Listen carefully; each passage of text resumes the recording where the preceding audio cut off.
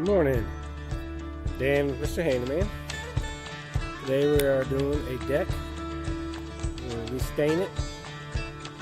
Here we've done a repair a while back, about a month ago. We came out with power wash, and now we're out here to do the staining. I've already cleaned the deck, prepped it, sanded it, and now it's ready for staining.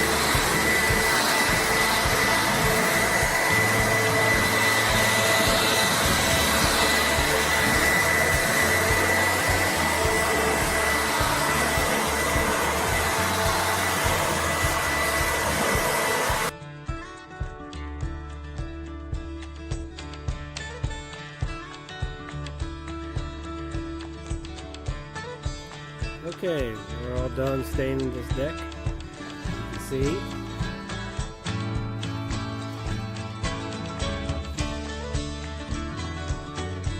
I always say prep work is always the best. Gives you a good finish at the end. And have a great day.